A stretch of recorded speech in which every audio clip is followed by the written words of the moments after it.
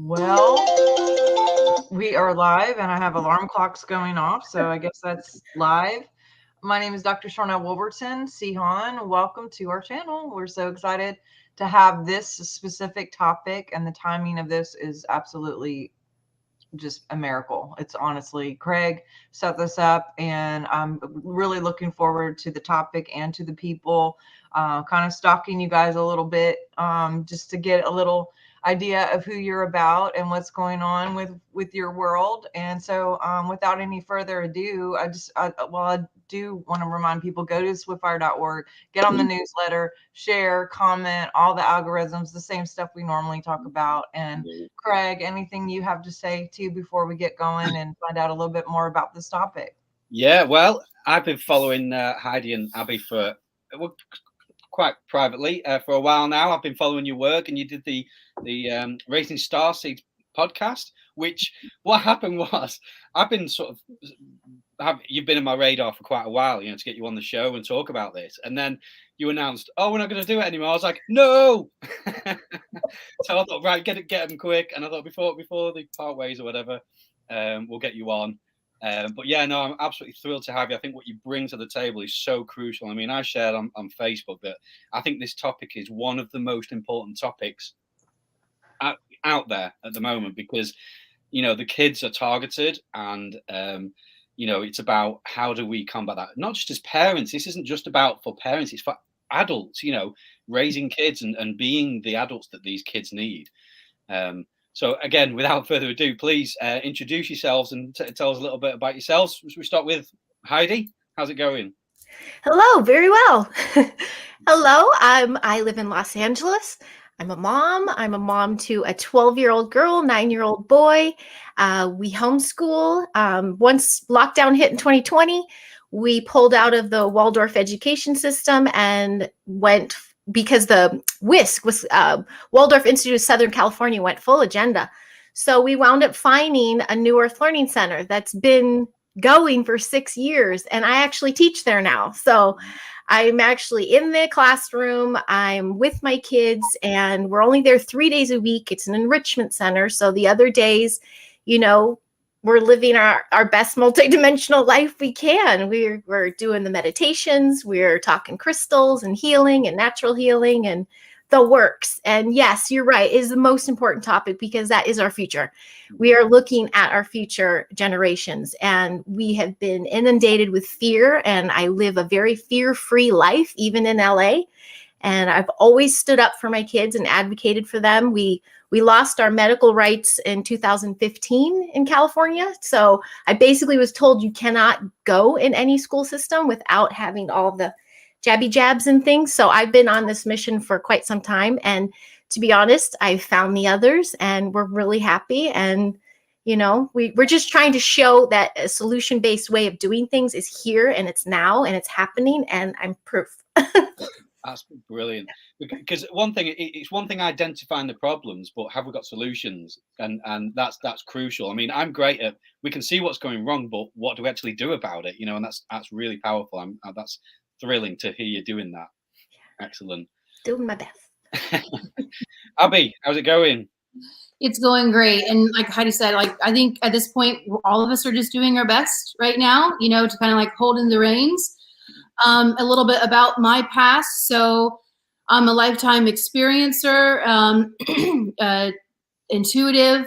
So spirit and galactics have always been a part of my life, my entire life. But professionally, used to work in the newsroom.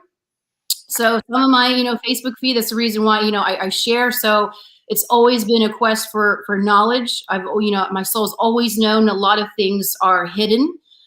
So I've always been a person asking questions and reading and trying to get my hands on everything. But went the television production route, worked in the newsroom, saw firsthand how completely corrupt all of that is. I worked in the 24-hour news wheel. Whole other topic. I actually know the reason why they went to that 24-hour wheel, because then possibly you can't ever actually report what's going on. You're just trying to catch up. We don't need that much information all the time. But I'm a mother of 3 children. They are 15, 14, and 11 now. and they came in really awake and really, really aware. And I had to get my armor up. And, Laura Van Tyne is excellent with spiritual warfare. I had to really educate myself even further with what was going on with my firstborn. She was wide awake, telepath, medium. So age of 2, memories of the life before here, choosing to come here. My son followed in, they're 3 and 2 years old, talking about how they chose to come down here. My son used to talk about the room full of wormholes and how, they were, by that point, they were so small, they were carried there and placed there. And then he was in my belly and came out. Past life memories. We've been having wild discussions with the kids for over a decade. So bringing in the raising star seeds, and bringing this topic up, it's been a topic that's been in my life my whole life. And, I just really got to the point where this can no longer be this secret taboo world. And I myself, like Heidi, I pulled my kids out, homeschooled them. They were in, a private school. And we actually pulled them before the pandemic happened. But yeah, I taught them for 3 years, and we did all the things, teaching about meditation, soul health. We do a lot about soul health in the household. And I just always looked at them as they weren't mine. I was a caretaker. I was to make them safe and fed and warm, and discussing them and helping them find their soul missions and how can I best prepare them for that? Mm-hmm. So I've always looked at them as that. They're their own individual soul. And that's really what, in my mind, conscious parenting is understanding you have these very old developed souls that you're caretakers of. Yes. Yep. Totally agree with that. And I was going to bring this up at some point, but this is like a good time to do it. I think about, I love the book, The 3 Waves of Volunteers by Dolores Cannon. You know that book? Oh, yeah. Wonderful book. And obviously, it kind of describes how post-World War II, there's been like a rollout of volunteers coming in as children, because these higher beings, whatever people refer to it as, recognize that the Earth was in trouble. The planet is in trouble. I think there's no denying that. Things that happened during the war, post-war, and how we see that culture and society has gone is not good. What they're trying to do to us, what they're trying to make us into. And so these higher dimensional beings have released these souls into the planet to combat that and to stop that happening. And we as parents and adults, we have a responsibility to raise these kids in the knowledge of this. And I'm of the belief that these souls are coming in who are very, very well prepared. They know what they're coming in for. Mm-hmm. But obviously, as like with all of us, we come in with amnesia. Some do, some don't. Some do remember, obviously, but we don't always remember everything. So, I mean, we can all speak about the spiritual stuff. What kind of practical things? Because I'm thinking about my own experience with my own kids. If people didn't know, I've got an 18-year-old stepson who is just major starseed. To anybody that knows him, some would call him autistic, but he's not. He's just a tremendous lad. He's not my genetics, but he is my stepson. I've got my 14-year-old daughter who's just amazing and very, very mature, very emotionally mature, and my 9-year-old who is an absolute whirlwind. So just to put people in the picture, if I try and talk to my kids sort of about some of this woo-woo stuff, they sort of like, you just go, Dad's on one again, you know what I mean? But so how do you relate to your kids about this stuff? I mean, how do you strike up that conversation? Mine are here and there. Like my daughter's hitting the tweens, so she's like, but they know I'm into the natural healing stuff, so we've been healing them lately, and she'll participate here and there. My son, I'm a child abductee, and my son had issues as a child with night terrors. So I just went in, I go, we need to protect you. There's activity at night, let's start. He's all in. He knows about the crystals and the pyramids around his head and how to protect himself. And if he feels ill, he's like, do that magic thing. he's engaging in the conversation of it. The fact that my daughter is not showing too much of an interest, but where consciously I am honoring her, though, is expressing herself however way she can. So she really dove into the arts. And so I'm kind of just guiding her to move her emotions through the arts. But I don't go full woo-woo with her, but they allow me to do my thing. Like, they don't quite think I'm the crazy gal. They're just like, Mom's doing her thing. And I know once they have an interest, they'll just ask more questions. But yeah, they're being their best selves right now, as best as they can with all that I'm navigating.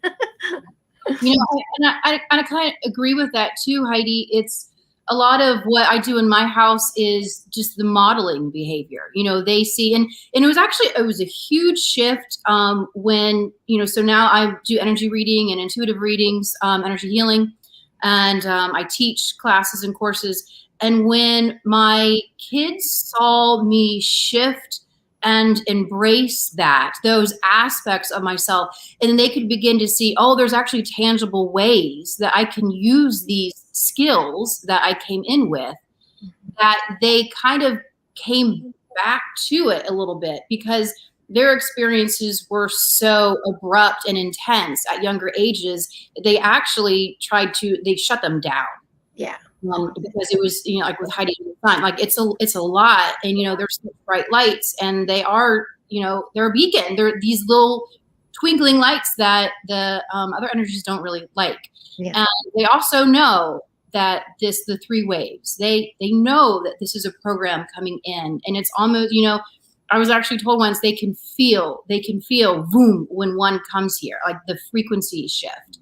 And absolutely, the three waves, it was explained to me that, you know, the higher dimensionals, they can't break, you know, there's universal laws. They can't break those laws. And that was one of the reasons why they realized, oh, we have to incarnate into these beings, because therefore then you're not breaking those laws in regards to asking for help or interceding and coming down here and working with us. And they said it was really important because, and this is, you know, Craig, you brought this up of remembering who you are. You know, so many kids remember, and us as adults remember when we are being visited by, you know, in the astral, in their dreams, the recurring message of, you need to remember who you are. You need to remember who you are. And the reason why is the more that we can remember and break that amnesic lock that the grid that's here, is then our heart cords connect with our family, because the dimensionals, they're our family. And when we connect with our family, we can ask, being incarnates here, we can ask for help coming from us to them.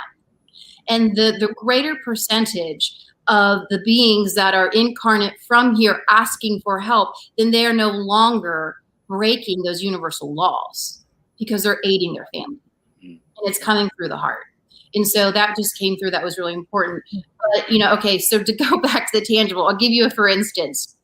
My son, very, very strong starseed. He's a beacon for ships coming in, but he got a football stuck in a tree. And I pull in the driveway, and he's trying to get it out. And so I pulled my window down, and I said, well, why don't you just ask the tree to help you? Ask, you know, to loosen his branches, let it fall, and then call in the, you know, wind energy, call in the wind element, and ask them to help out. Those two, use those as your aids to help get your football out, because it was really hot in the tree. And he was like, Mom, I don't want to do that. So he was engineering, you know, he had the rope and the ball and the tape, and he was engineering it, that logical side. So, you know, I presented it to him. I said, you can make it easy or you can make it hard. So that's what we do here. That's great. So I guess just by suggesting that, you're putting something in their mind that this is possible. All right, they might go, what a load of rubbish, but or like, I'm not into that, but it's still going in there, isn't it? Mm-hmm. It's still going in there. Yeah, that modeling is huge. And my big thing is fear-free living. And I live in a cesspool, but we don't feel it because we don't live it. And I teach them, you get what you give, you know, everything is energy, these basics that they can take in without going full woo-woo, because they're putting it to practice, alchemy, you know, being kind to others, you know, these basic human traits that can really shift your day, just shifting your feelings, just shifting your emotions, these basic practices of kill them with kindness, all these things. But it all started with me. I'm like, they're watching me. It was a very tumultuous early childhood for them. Their dad abandoned us. All these things were happening. I had my dark nights of the soul. I was studying like Pizzagate and all that crazy stuff. And they saw me go crazy. So what they do, they went a little crazy. And I'm like, oh my goodness, my children are watching me. I have got to flip this. I've got to flip it light. And so then I spent the rest of that childhood trying to find the others and get my tribe together to normalize this fear-free living. And now I'm seeing that they're connecting with these other starseeds themselves, and it's just starting to evolve. I also really want to point out to people that it's not just parents, it's guardians. Like there are children everywhere. It's the teachers, the cashiers, everyone is engaging with the child at some point. And if they're watching you, you have to ask yourself, am I being my best self right now? And I think that's the most tangible thing that anybody can do is just check yourself. Be a good person. Yeah. And, to Heidi, to go further on that, how it's beyond the parents. Some of these really strong starseeds are choosing, you might be the aunt to that child or the grandparent to that child. And, the parents might not be awake, but you are. And so you're the guardian for that starseed and to introduce topics and information for them. Sharnael, are you okay? You were quiet up there. Have you got anything to interject with? Definitely listening. No, well, also last year, this year really, I've started doing some. It's essentially youth work. But it's military based. It's the Army cadets, which we have over here in the UK. My 14-year-old daughter joined, and they were basically asking, your class as an adult volunteer. So it was after the lockdowns, and I was in a bit of a rut in life, and it's all the stuff I love doing. And we went on to this parents' evening thing, and he sort of said, anybody interested in joining, let us know. And my wife was like, you're going to do that sort of thing. So I was like, go on then, So I've had to do like 12 months of quite intense training to be able to teach kind of like military principles, and it gives a structure of discipline, self-respect, loyalty, teamwork, all the stuff that you expect in the military, which it's an amazing organization, and what they bring out of these kids is just wonderful. So I went on what's called the annual camp. We go away for a couple of weeks in the summer, and they just get to do all sorts of amazing things. But it struck me, and I mean this in the nicest possible way, but these kids need help. A lot of these kids, you would be shocked at the medication box that we had. For mental illness, they're dumbing them down. We had queues and queues of them every morning to go and get their meds, and I was just like, what's going on here, So do you have any input into that? Obviously, all these kids are being diagnosed with ADHD, mental issues, and as we well know, these are high-level souls that are coming in, and they're trying to dumb them down. Do you agree with that? Is that how you see it as well? Oh goodness, yes. Yeah, I'm from Chicago, and then the late 90s, I went to university to be early childhood educator, and I was in private schools there, and that's when this I don't know if it was Ritalin or Adderall, whatever was introduced. Basically, medication was getting introduced, and I saw children's lights go out. And I pretty much left the system after that. I've always been in motion picture. That's like 35 years of that, but my bliss was kids and teaching and, being a way shower. So when I saw that happen, I just was like, I connected the dots then, but there were no others at the time that were aligned with what I was navigating. So I kind of just went, oh gosh, I can't bear to watch. And I went away. And so when my own kids came in and, there are these doctors pushing all these meds and back, all these things, I had to teach myself all of it. And I go, this is not aligning with me. Like rock me to my core, like do not subscribe to this. And so Yeah, eventually they already know that. Like our pantry is like half of it is like herbal meds and everything. Like I teach them that the planet has given us what we need. Our bodies are meant to regenerate. And, you know, we do have some friends that subscribe to the medical, you know, mafia, and we can see the light is out, or we see it's difficult to play with them, and we actually talk about it and recognize it. But I'll just never forget that when I saw that boy flip and the light went out, I just thought, oh no, we're doomed, you know. So now that we're having kids, I'm like, well, I just got to be the way shower. That's tangible to me. Like, it's an overwhelming thing, but I'm like, what can I do? I can bring up my kids aware and clean and healthy, and that's you know. right. Yeah. So can I add to that, Craig? Yeah, go for it, please do. Yeah.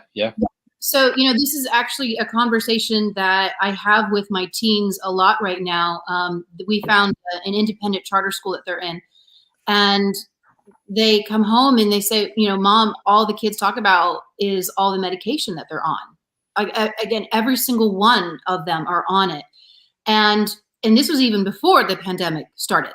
Okay. So you take all of that compounded with the extreme amount of anxiety that all of these kids went through trying to make sense of it, because actually their souls knew that it was all bogus. Yeah.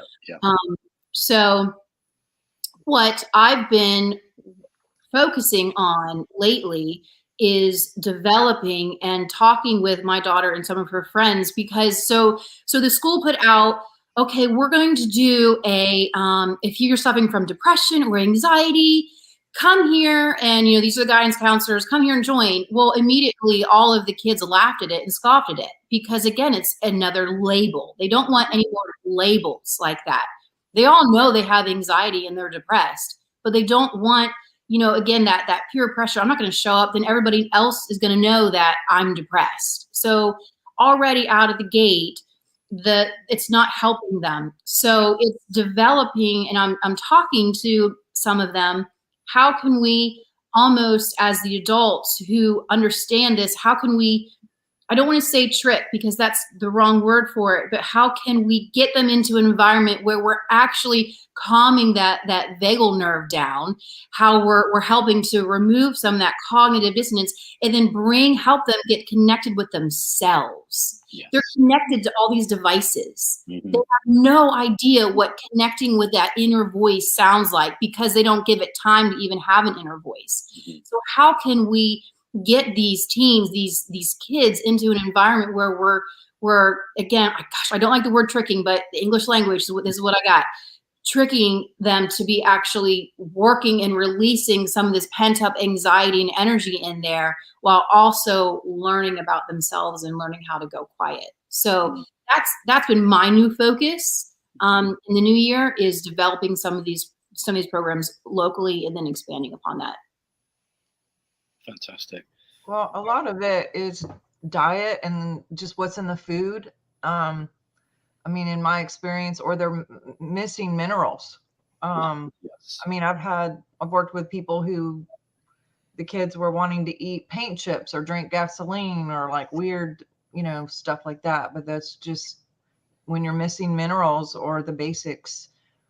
Those things can happen, as well as all these other labels that they're putting on different things to cause the chemistry to go wackadoodle. And then they feel like it's personal, and, or, you know, as a parent dealing with a kid that may have a lot more energy than someone else, may not even be, it could just be the diet, you know.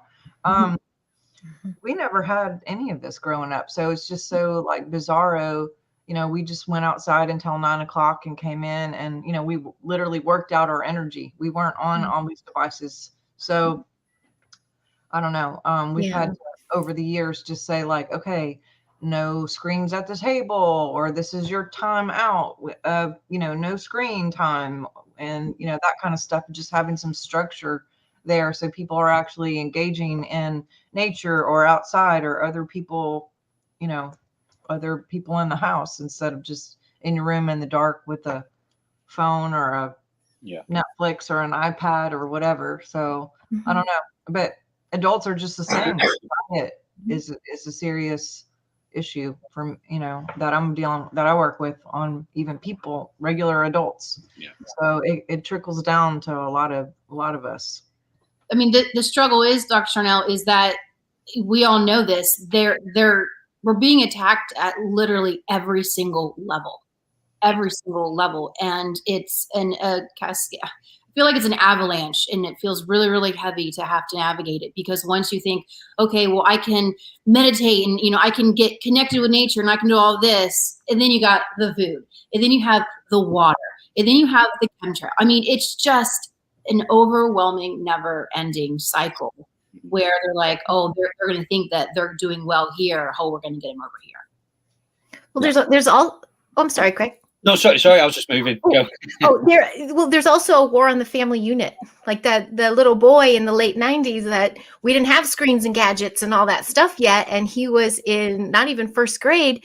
When they put him on that medication, I took a step back and I'm like, his parents are going through a very public divorce. It was a private school with all these elites. And I go, he's acting out. And so they dumbed him down. And I go, how not? We need to create these programs like the center I'm in where they can get the stuff out, move it through, recognize it, not say this is coming from, label them, but say, oh my goodness, this whole child, what is this whole child? How is his day? How's the home? What's going on in the home? That's huge, because they'll come to school and not sit at their desk. So they hold a meeting with the parents and guilt them into this stuff. And it's like, what's going on at home? How's the relationship with the brother, the siblings? Did a grandparent die? Did a dog die? Like, there's so many avenues to look at this before you chemically alter a human or, mess with their DNA. There's the war. I mean, there's the war. So we can either go in with pitchforks, like we're at war, and just go in with fear and like, this is happening and we're all doomed, or be like, okay, what are we going to do here? And get a game plan and flip it and model it. Yeah, but the family. Mm-hmm. Yeah, absolutely. That's. I'm so glad you brought that up, because, we see it. Like Abby just said as well. It's like it is everywhere. The programming, they're destroying healthy masculinity, healthy femininity. Is that a word? The family unit. They've done. They are crushing the natural organic family unit. They're destroying healthy, normal lives, and making it cool, because the amount of kids that identify as all kinds of different things nowadays, particularly at high schools, it's outrageous, and it's so unhealthy and so unorganic and so contrary to their divinity, because they are all divine. We're all divine. We're all born of the divine, and that's what we need to get these kids to remember. I mean, I tell my kids it all the time, and they're just like, yeah, whatever, but I know it's going in. I know it. Certainly as a dad, like you just said, part of me wants to grab the nearest broadsword and go and smash things up. That will feed the system. They will then make it like they're the victim then, and it will re-empower them in their whatever they're trying to do.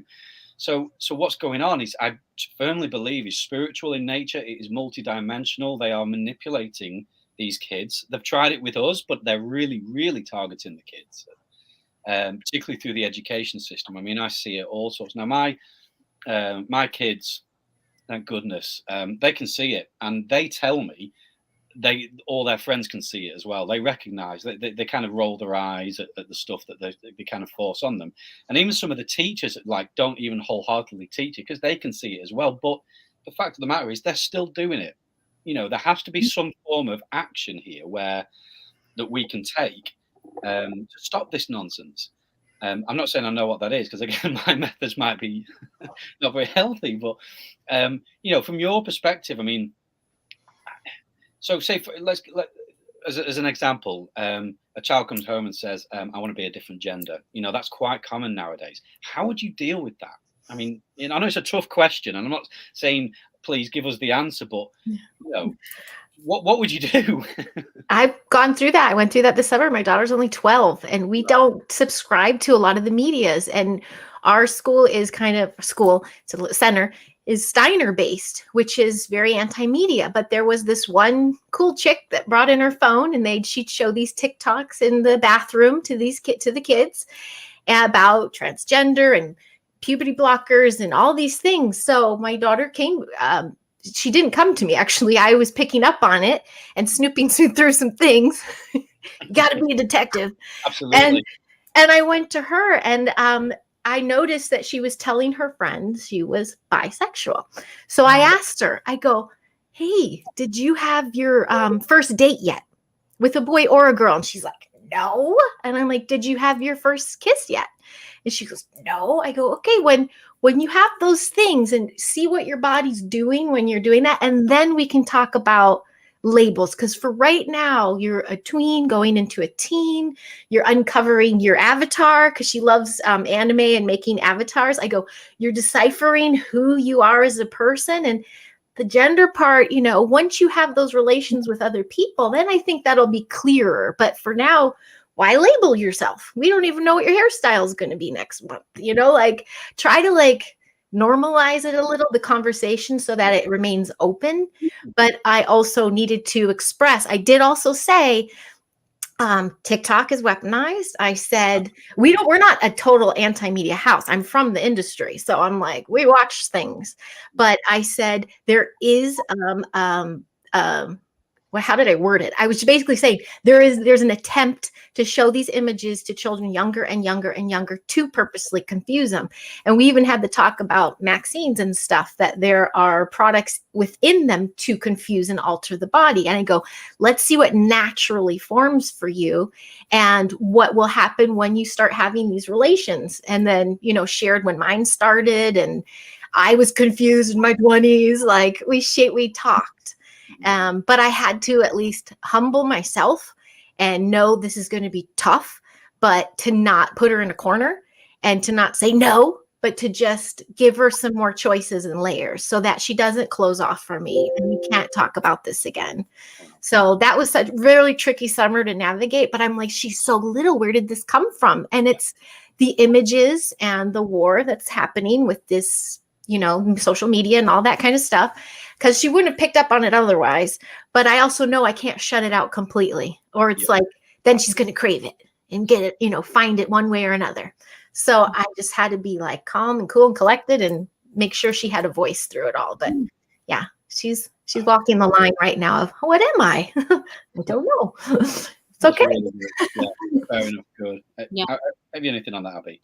Yeah, you know, I think with the whole gender thing, I would probably first approach it in regards to, and the kids and I, we talk about this. These are our avatars that we're in right now, and your soul you chose it. It wasn't an accident. It wasn't just by some biology. You chose to express yourself as female or as male. Now we can have some different personality traits that might express more of the divine masculine and or the divine feminine, but we chose this feminine or this masculine gender. And that's what, and so trying to get through, why did your soul choose that? Now we can still, again, have some more personality traits that are expressed a little bit. You know, when I was a little girl, I never wore dresses to school. I always wore athletic clothes and I always challenged the boys. I played on boys sports. That's just what I did. I mean, I loved it. And the reason why I didn't wear a dress is because I couldn't play kickball in a dress, you know, like, so, but that didn't make me want to be a boy. I was very feminine. And I think that, again, this is just another aspect. And, you know, and Heidi talked about this as well, that these are kids, these are babies. Yeah. And it's the over sexualization of our society done on purpose. We all know this. Absolutely, yeah. So you're coming in and all of these apps, all of these things, again, a weapon, again, you know, done purposely. When the brain is changing, the chemicals are haywire inside of there. Oh, let's throw all these things and let's try to make it look cool. And you just don't know. Your emotions are all over the place. I had a friend come to me and her child came to them, and they're a very young teen. And they said, I just don't feel, when I'm around the opposite sex, I'm not feeling what my other buddies are feeling. I think I'm this. And And, and so she came to me, she's like, what should I do? I don't know what to do about it. I said, he's a child still. He doesn't know what he is yet. And Heidi beautifully put, like, have you had your first date yet? Have you had your first kiss yet? Like, you haven't even experienced it. You're still growing. You're still changing. And there are late bloomers out there. But again, it's just like these kids think that they have to have it all figured out at 12 and 11. Mm-hmm. They're babies. Yeah. Enjoy being little kids. Yes. Yeah. That's what I told my kids as well. It's like, just it's something I've always said to them as well, because for me, I don't want to be preachy at them, because you're just going to turn them off, aren't you? And certainly also authoritarian as well. I if I'm honest, I have a tendency to be a bit like, you will do as I say kind of attitude. But I've learned the hard way, it doesn't work all the time anyway. And talking to them as a peer as well. These are powerful souls coming in, and they are as human as we are, and sometimes they know better than me, and I've figured that out the hard way. And they'll do something and it shows me up, and I'm like, you know what, you're right. And actually, I remember apologizing to my kids at times. That's really brings them into a level of maturity. When I mess up, like I go to them, I'm so sorry, I messed up there or whatever. That built that relationship where they know they can trust me. And even if I do sort of get something wrong, the kids just forgive like that. I mean, adults can really learn from kids, from my experience anyway. Yeah. But yeah, so again, I've learned not to be preachy about stuff and talking to them on a just a human to human level. And I have had some amazing discussions with my kids, chats about what's going on at school. I mean, when my daughter told me that one of her, well, not necessarily a friend, but someone in her class identifies as a furry, which is an animal. And, I was just like, seriously? And the school are like, yep, we're perfectly, this is perfectly fine. And I'm like, what's going on? And my kids were like, it's ridiculous, Dad. It's absolutely insane. I said, but they're not going to be nasty to them about it, and they're not going to, there's no bullying going on or anything like that, but they see it for what it is. Sharnael, didn't you say that you've seen that also in one of your kids' schools or something? Yeah, they had a cat litter box in one of the classrooms, and they were allowing them to identify as a cat and go to the bathroom, like right in front of everybody. So, they talk about clown world. It really has gone that way. But again, these kids are coming into this not knowing any better. And so, what do you guys think of, we have to have ourselves sorted out as well in order to parent them and to be the example. Because again, parenting isn't just about you will do as I say. It's demonstrating, it's being the example. And we have so many unhealed parents out there who need help. And their kids they're struggling, and I've witnessed that they're the ones who get swept along with this stuff because they're not being parented, and the state is raising kids in this way, and which is why what you're doing, Heidi, with this sort of center is so good. I mean, I actually went to a private Christian school which kind of had the same philosophy but from a Christian perspective, and I really, really valued that. And I look back with many, many happy memories. We were kind of counterculture in a way, because they could see what was coming. I mean, the school's folded now, but what advice would you give to parents who are struggling, who are like, I can see this, but I am trying to get through day by day with my own issues? What advice would you give to those kind of parents? My bet is to grace yourself and forgive yourself and just go one foot in front of the other. Just telling yourself and recognizing that, oh goodness, they're watching me, I got to figure this out. That's like step one. At least you're recognizing something. But healing yourself, you're going within and finding the light within. It takes a warrior to do that. It's brave to do that and to humble yourself in front of your children. And like you said, I'm such a huge advocate of apologizing to my kids. Yeah. And saying, ooh, I did. That was me. Sorry, it wasn't you. And it shifts us and connects us even more. So they're gracing me and giving me space to grow and heal. And they know I'm going to do the same for them. But just the first bit is recognizing the fact that you do have stuff to work on, and to be okay with it is like the first step. and to normalize it is really, and then to seek the help. We seek others to assist in our healing, but it's ultimately us choosing to do it. So you really have to recognize it, acknowledge it, and start moving through it. And you can take your kids along that journey. Like, after I'm doing this, I'm going to go get some sessions, and they're coming with me, or get some, body work and skio rife machine work. And they know too that they're going to do it too post holiday. So take them along on your healing journey and humble yourself, and I saw something about a way shower as a grandparent, and same thing, you're emulating your best self. They will see you. They see your light more than anything, but they can also see your dark, and they will test your dark, because they're like, is this person really in control of me right now? Or am I not being watched? And that's when you get tested. So humbling yourself is huge, I think. Yeah. And one foot for the other. Yeah. I one of the, I think, pivotal moments in my household with my kids, they were 5, 7, and 9. And we were driving in the car, and it was like a day of running errands. And I just been yelling, like they were just misbehaving so bad. And I was just yelling a lot. And I pulled the car over, and I just calmly turned around, and I introduced them to me. And I said, my name is Abby. I know that you call me mother, but my name is Abby. And my soul didn't choose to want to come here and yell at you all day. I don't want to yell at you. I don't want this environment. How can we work together?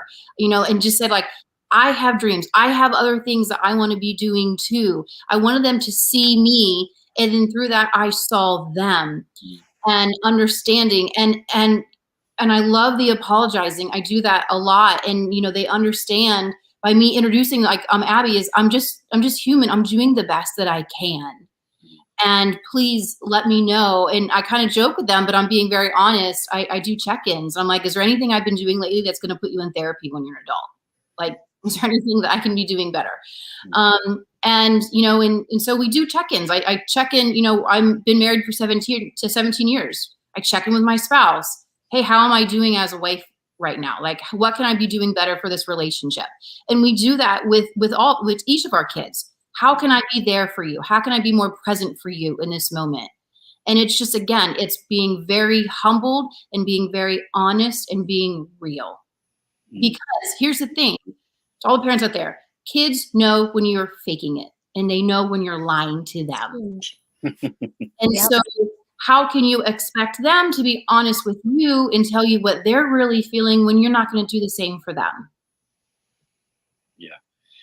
So when it comes to those situations, then, how, particularly if we can recognize all the cultural stuff that's going on now, how can we not be fear-based parents? Like, what advice would you give for that? Because, I'll be brutally honest, with everything that's going on, if it, like you said before, Heidi, having that dark night of the soul awakening, you realize the stuff that's going on in the world, and the darkness and the evil and the control matrix and the satanic this and the devil that. And it's just like, it's when you start to see it, you see it everywhere in our society, in our culture.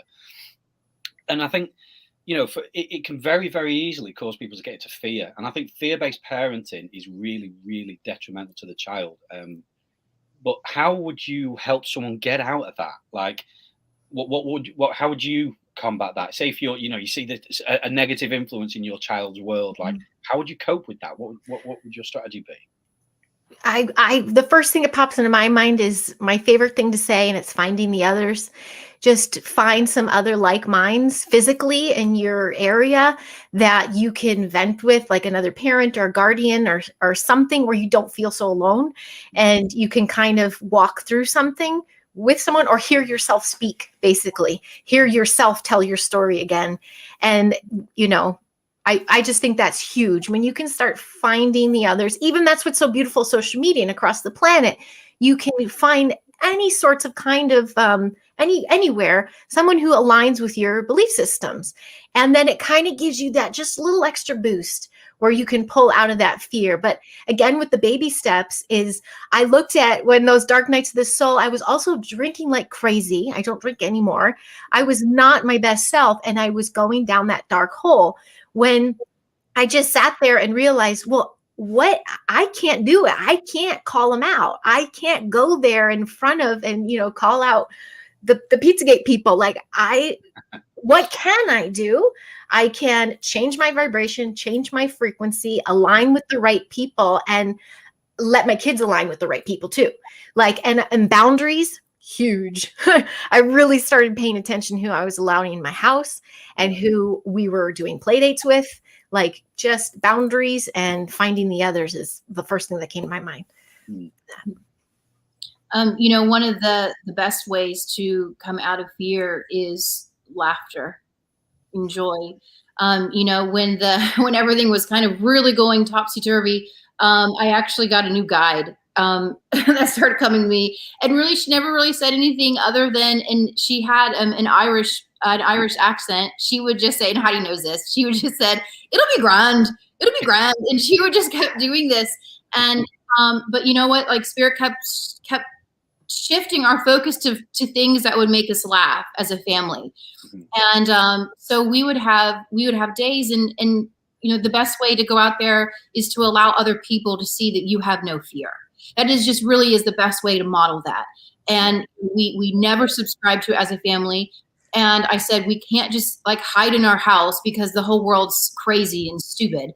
We need to go out and be way showers and show them that you can live and be happy and be laughing and be joyous and have no fear around this. And so that's what we did. We found the places that we were surrounded, again, like finding the others, but we would just be joyous and living our life.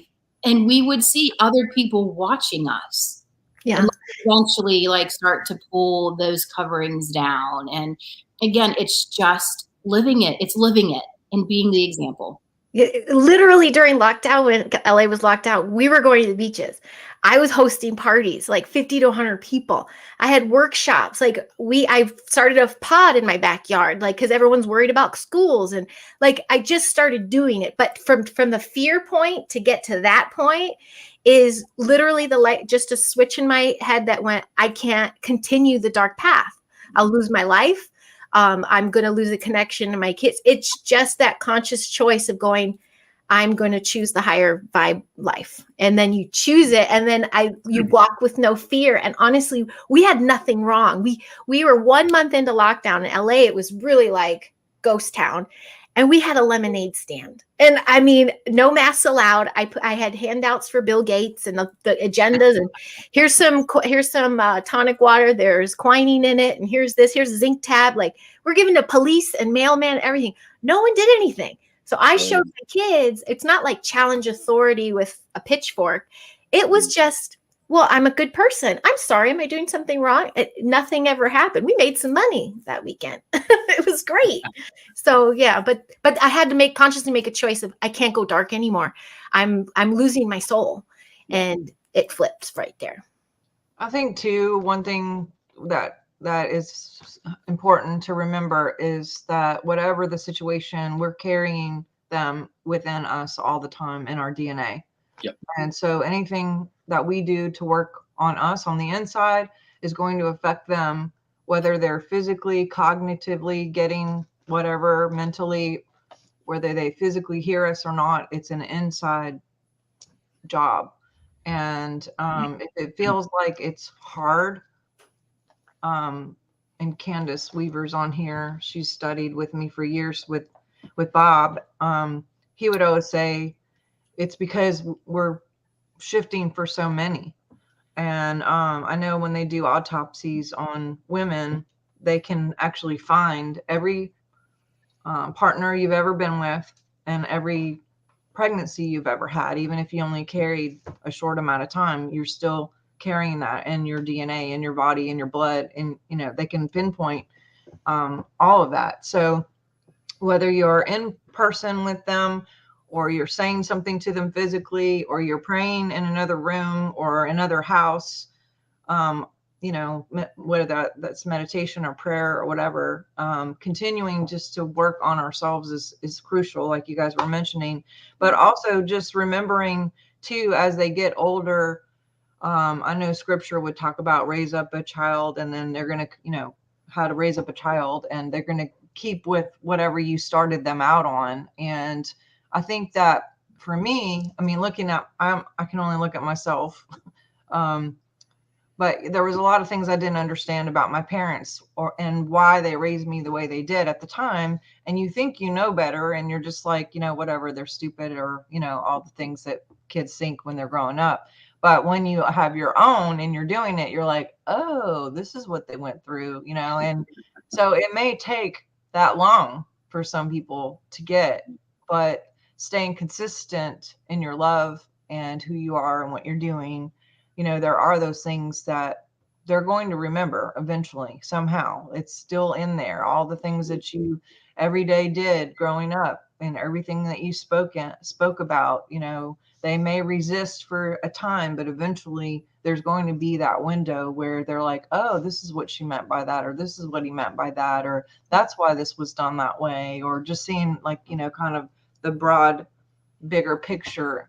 But I think this is mentioned a few times now, is just that whole, when you push or try to control, you're going to get that resistance. Yeah. And so there's a certain level of surrender and or acceptance, and or I look at it like opportunity to just love more, to expand that love, no matter how much that looks, and how you walk that out. It's going to be different depending on the situation. And it's not like, oh, let me get out my parent book and see what the F I do now in this situation, because it's not going to be like that for every situation. There's customized situations for even within one family. One parent can do this and one parent does that, and one child will receive it this way and one child will receive it that way. So it's a constant intuitive thing. And that's why I love this whole conscious parenting, because consciously the way I parent may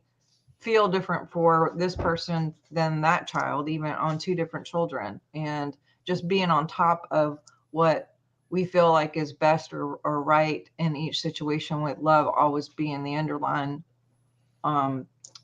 situation. But my kids read my book, The Science of Miracles.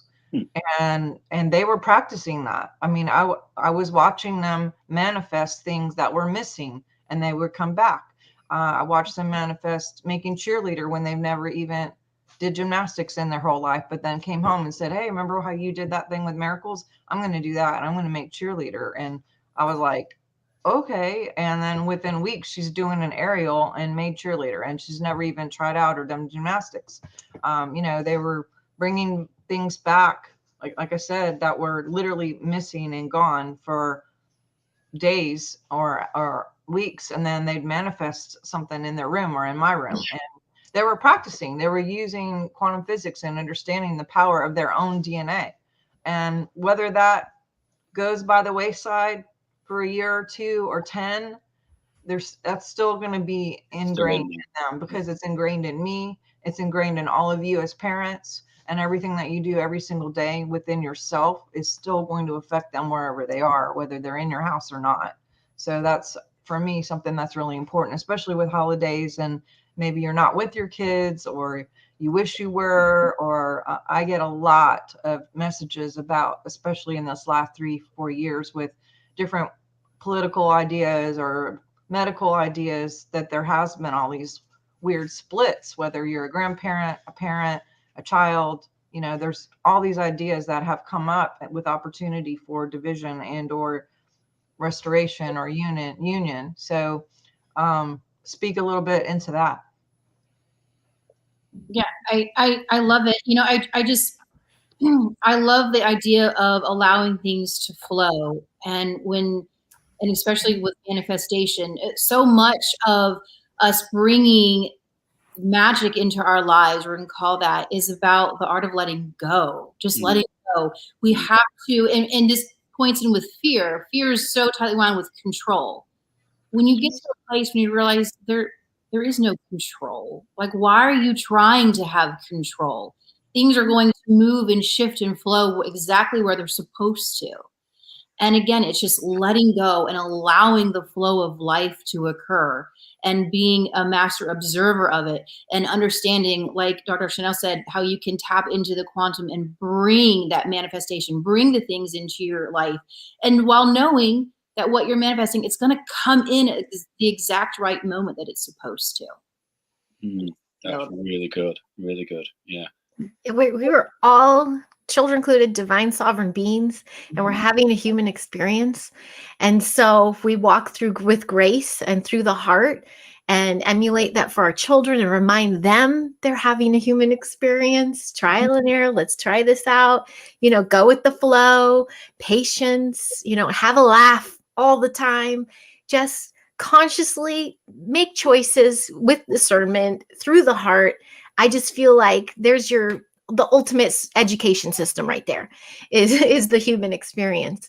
And just reminding, the kids too, there's bumps on the road, and to really align with yourself so that you can be your own way shower and your own guide. And the strength. It was when you were talking, Dr. Sharnael, I couldn't help but think of my folks. I was raised with Follow Your Bliss. My mom held, she was a student of Joel Goldsmith, and she held meetings and gatherings in our house. Cut to me, lockdown, holding meetings and gatherings and finding the others. I'm like, and I didn't think of her when I was doing that. It's just within me to do this. And that same note, I've also learned from my parents what not to do as a parent, because they knew no better. They've had generational things. They learned the way they learned. And the more that I humble myself around my kids and empower them with the fact that I am having my human experience and I'm doing my best, I'm trying to be my best self, and I'm honoring you being your best self, it kind of gave us this family unit that I've dreamt of forever. And my giant, he's only been with us 5 years, but it's like, feels like for lifetimes. He's that parental unit and that divine masculine we didn't have before. And he silently guards us so that we can form this new, beautiful family unit. But yeah, it's all through the heart. Everything's through the heart, I feel. Yeah. We're inside, we're connected from the heart. When in the midst of all the lockdowns and everything, like most people, I was just angry, and it was just a horrible, horrible situation, and we knew it was a load of nonsense. And it's like this feeling of powerlessness, like this huge entity of government and state controlled restrictions. It was just like, this is horrible. And I was in meditation one day, and I heard very, very clearly that laughter and joy will save the world. Just that one sentence, I was like, you know what? Something just lifted. It's like, stop taking things so seriously. That's it. Yes. Yeah. And then so what I did was I bought a ticket to go and watch Ricky Gervais live. Awesome. I'm having a laugh. And absolutely howled up from beginning to end, and it just broke something, and it was just like, we must never forget that joy and laughter is our default state of being, and no matter what goes on, we've got to protect that joy, that happiness, lightheartedness, even in the midst of this horrible tyranny. You can just laugh at it, and you know what? It loses its power over you, just like that. And I think when the kids see that, when they see us doing that, they'll realize, oh, there's nothing to worry about. They don't have to take things so seriously anymore. Again, we have to be that example to the kids and show them the way, not just tell them what to do, but show them. Yeah. And a big one too is to also teach them to not criticize and judge those that have made decisions that maybe follow the agenda. That was a hard one in a lot of my communities out here. There were divide and conquer happen within our heart-centered communities because of that. And I'm like, that's kind of hypocritical. You're trying to let people allow you to be yourself, but you got to allow them to be themselves and go through their own journey too, and honor their journey. And so there's the art of letting go too. They don't have to be in your field anymore, but you also don't have to rip them apart for making a decision that you wouldn't make. That's another human thing that it's all heart again. We kind of jokingly said, we're just going to let them have their soul experience over there and just like, No, that's so good.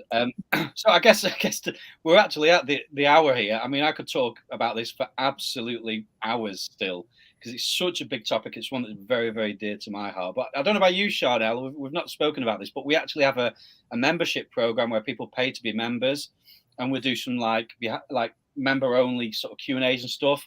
I don't know if you guys are up for it, but Sharnael, if you agree, if people have like questions, you know, advice for parenting issues and things like that, I would love to have you guys on with that.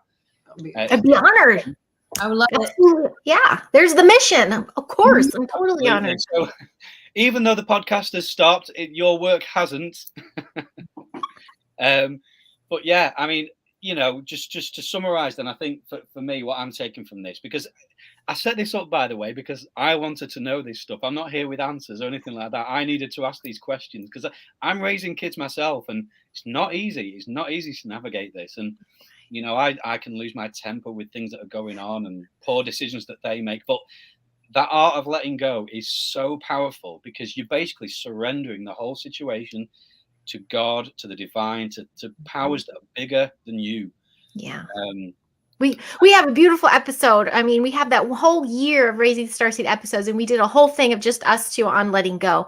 It's a really nice one to look back on. I love having that catalog of info, but Yes. Our mission's kind of changed, and we are now, you know, but we have that information and we're taking it through. And I as well, Craig, I know nothing more than anybody else, but my mission is to model and emulate and be a way shower and just show people what I have done and what I'm continuing to do. And hopefully that will help and assist anybody that it can. But yeah, I'll share that episode though. Yeah, please do share it in the comments or whatever. I'm sure people would like to have a listen. I'll do it, Sharnael. Has anybody any final words? Why don't we start? Abby, have you got any final words?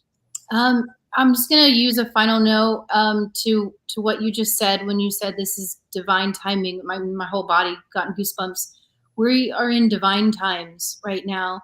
And I trust that completely. And I think that's what brings in that joy and laughter so easily, because I just feel it.